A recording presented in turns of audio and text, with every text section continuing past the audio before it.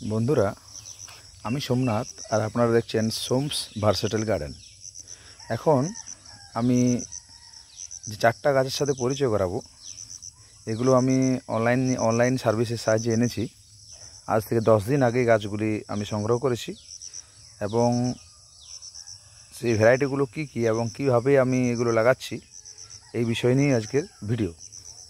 এখন প্রথমে যে চারাটা দেখাবো সেটা হচ্ছে খুবই পরিচিত একটি ভ্যারাইটি, ইন্ডিয়ান সিকি মৌসাম্বি। এই গাছটি আমি নিয়েছি ওয়েব গার্ডেন নার্সারি যেটা রয়েছে, সেই ওয়েব গার্ডেন নার্সারি থেকে অনলাইনে নিয়েছি। আর তারপরেই যে গাছটা আপনারা দেখছেন, এই গাছটি হচ্ছে একটি ভিয়েতনাম সাইগন লঙ্গানের একটি চারা। এটাও আজ 10 দিন আগে এসেছে।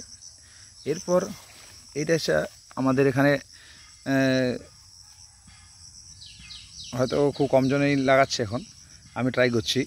এটা হচ্ছে একটা রেড হাইব্রিড জাবটিকা গাছ, যেটাকে আমরা শুনেছি আর কি, যে ব্রাজিলিয়ান গ্রেপফ্রুট বলা হয়। আর তার পাশেই রয়েছে আরেকটি জাবটিকাবার ভ্যারাইটি, এটার নাম হচ্ছে স্কারলেট বা এসকারলেট। তো এই ভ্যারাইটিগুলো আমি সংগ্রহ করেছি, দুটো জাবটিকা এবং একটা ভিয়েতনাম সাইগন বা সোগান এবং হচ্ছে ইন্ডিয়ান সিকি মৌসাম্বি।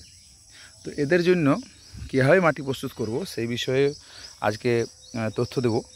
এখানে আমি প্রায় 1.5 মাস থেকে 2 মাস আগে একটা গর্ত করেছিলাম। গর্ত করে আমি তার সাথে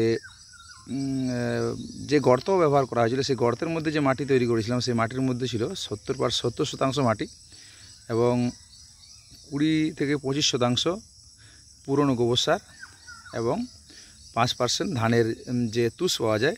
এখানে ধানের চিটা যেটা, সেটা অতটা অ্যাভেলেবেল নয়, ধানের তুষ গ্রামের বাড়িতে খুবই অ্যাভেলেবেল। তো সেইগুলো ব্যবহার করা হয়েছে এবং সেই গর্তটা ভর্তি করে প্রায় 1 মাস এখানে রাখা আছে।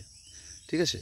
তো এক্ষেত্রে জাবটিকাবার গাছের ক্ষেত্রে একটু যে লাগানোর পদ্ধতি একটু আলাদা। এক্ষেত্রে যে দেখতে পাচ্ছেন অনেকটা আমাদের এখানে মাটি যেটা বৈশিষ্ট্য, এখানেও ওটা আছে। জাবটিকা যেটা পছন্দ সেটা এখানে আছে। এখানে ছোট বড় সবই আছে এখানে। ওদের যদিও ছোট পাথরযুক্ত জৈব মাটি পছন্দ, কিন্তু এখানে আমার যেহেতু মাটির প্রকৃতিটাই এরকম, সেক্ষেত্রে আমার একটা সুবিধা হয়েছে। আমি দুটি জায়গাতে রাখছি, কাছাকাছি রাখছি, পাশাপাশি দুটো, যেহেতু এদের গ্রোথ প্রচণ্ড স্লো। এই যে এটা স্কারলেট ভ্যারাইটি এবং রেড হাইব্রিড ভ্যারাইটি, এমনকি যে কোনো ভ্যারাইটি হোক না কেন, যে সাবারা আছে বা গ্রিমাল, এগুলো কিন্তু ফল আসতে অনেক সময় লাগে, প্রায় 12 থেকে 15 বছর, যেটা আমি তথ্য পেয়েছি ইন্টারনেট থেকে। সেখানে দেখা যাচ্ছে 12 থেকে 15 বছর। এমনকি আমি এমন একটা ভিডিও দেখেছি যেখানে প্রায় 20 বছর পর সাবারা ভ্যারাইটিতে ফল ধরেছে। কিন্তু 20 বছর সময় মানে অনেকটা সময়, সেক্ষেত্রে অতটা ধৈর্য রাখা খুব মুশকিল। সেক্ষেত্রে যেগুলো হাইব্রিড ভ্যারাইটি, অর্থাৎ এই স্কারলেট, রেড হাইব্রিড, আরও কিছু হাইব্রিড ভ্যারাইটি আছে, চাইলে সেগুলো আপনারা লাগাতে পারেন। তো এক্ষেত্রে পাতা চেনারও উপায় আছে।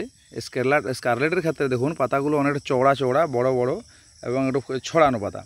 কিন্তু যদি আপনি লক্ষ্য করেন এই স্কারলেট পাতাগুলো অনেক অপেক্ষাকৃত ছোটো। হ্যাঁ, তো এই গাছগুলোর ক্ষেত্রে আমরা কীভাবে লাগানোর সময় একটা বিষয় খেয়াল করতে হবে, সেটা হচ্ছে কি, এমন একটা জায়গাতে লাগাতে হবে মোটামুটি যদি একটু শেড হয় কোনো একটা সময়, দুপুর টাইম বা এই সময়, তাহলে খুব ভালো হয়। একটু শেড এরিয়াতেও হয়।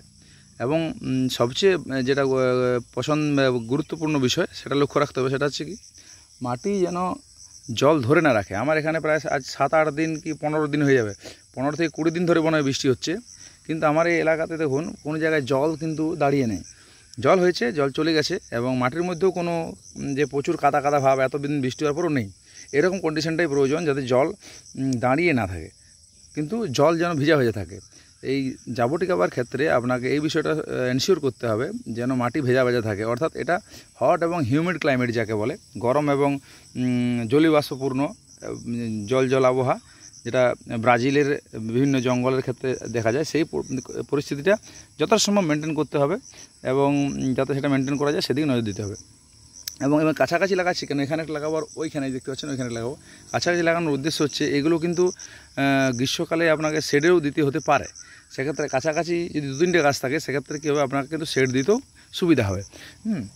আর এরপরে আর এখানে যেটা লাগাবো আরেকটা জায়গায় এখানে দেখাচ্ছি আপনাদের, এটা হচ্ছে এখানে লাগাবো আমি যে লঙ্গানের ক্ষেত্রে কিন্তু আমি একই রকমভাবে মাটি প্রস্তুত করিনি, ওর ক্ষেত্রে জৈব উপাদানের পরিমাণটা একটু কম করেছি এবং এখানেও ধানের চিটে বা এই ধরনের জিনিসগুলো কম রাখা হয়েছে, কারণ এটা একটা শক্ত প্রকৃতির গাছ, এর বৃদ্ধি হওয়ার ক্ষেত্রে কোনো অসুবিধা নেই।